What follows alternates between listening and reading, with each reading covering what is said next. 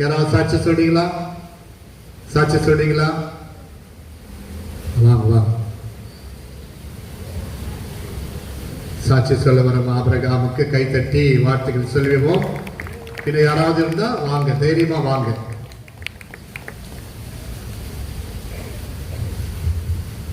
இயேசுவுக்கே புகழ், மரியே வாழ்க.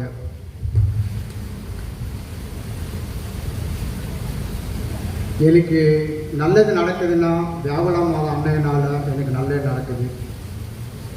மார்ச் 19ஆம் தேதி என் கூட இருக்க நண்பர்களுக்கெல்லாம் தெரியும். மார்ச் 19ஆம் தேதி நைட்டு 11 மணிக்கு சர்ச்சில் வேலையெல்லாம் முடிச்சுட்டு வீட்டில் போய் படுக்கலான்னு போனேன். குளிச்சுட்டு படுத்துட்டு தூங்கும்போது 12 மணி 12:15 எங்கள் அம்மா ஃபோன் பண்ணுறாங்க. அப்பாவுக்கு கை கால் வலிப்பு வந்துடுச்சு, உடனே வாடா அப்படின்னாங்க. நான் அங்கேயே ஏஞ்சி போயிட்டு எந்திரிச்சு போகும்போது நம்மளோட காலண்டர் இருக்கு பார்த்தீங்களா, தேவலமாத காலண்டர், அவங்கள பார்த்துட்டு ப்ரேயர் பண்ணி போனேன். போயிட்டு மூளைக்கடை வரைக்கும் போனேன்.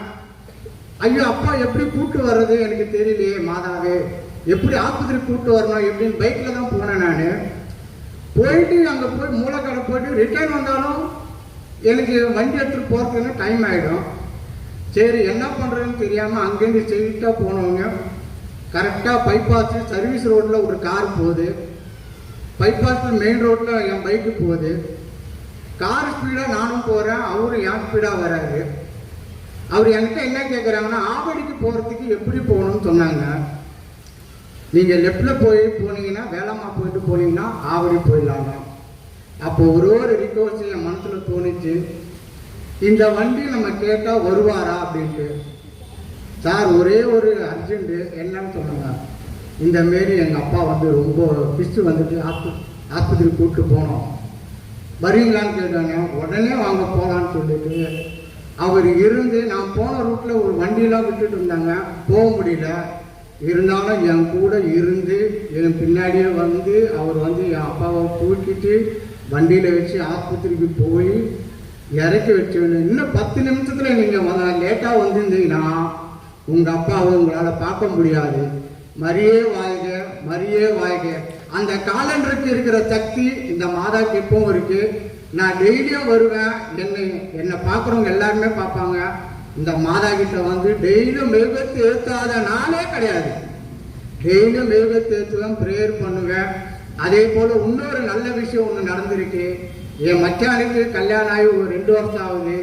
1 வருஷமாக குழந்தை இல்லை. இந்த வியாழ மாதம் இதில் போன வருஷம் நான் சாட்சி சொல்கிறேன்னு சொன்னேன். இந்த மே 5ஆம் தேதி என் மச்சானுக்கு சுகப்பிரவசமாக ஒரு பெண் குழந்தை பிறந்திருக்கு. இது ஒரு சாட்சியாக சொல்கிறேன். மரியே வாழ்க, மரியே வாழ்க, மரியே வாழ்க. இயேசுக்கே புகழ், இயேசுக்கே நன்றி, மரியே வாழ்க. ஏற முடியுமா?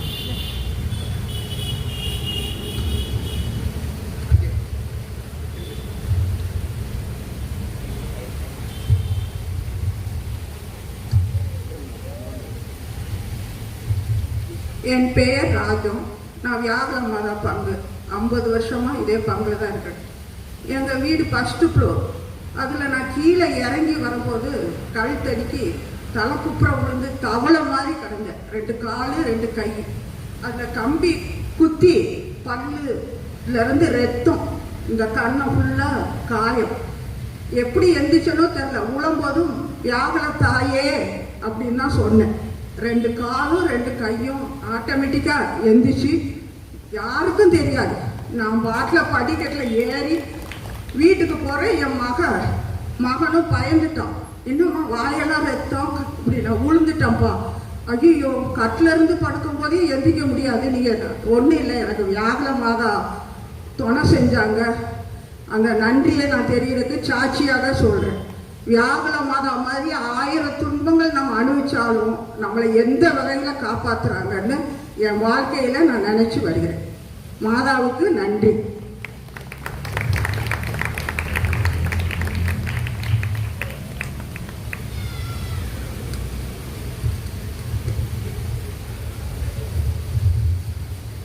வேற யாராவது இருக்கீங்களா? ஓகே, நானும் ஒரு சாட்சியா நிற்கிறேன். ஏன்னா நம்முடைய பள்ளி முடிவுக்காக தினந்தோறும் யாகல் அணியினுடைய கெபிக்கு முன்பாக நான் ஜெபமாலை செய்து அன்னையிடத்தில் என் பள்ளி 100க்கு 100 மதிப்பெண் பெறணும் என்று வேண்டிக்கிட்டேன். இருந்தாலும் 98% என் பள்ளி நம்முடைய மரியன்னை மேல்நிலை பள்ளிக்கு மாதா எனக்கு துணை செய்து நம் பள்ளிக்கு பெருமை கொடுத்தார்கள். ஆகவே இந்த நேரத்தில் நான் நன்றி சொல்றேன்.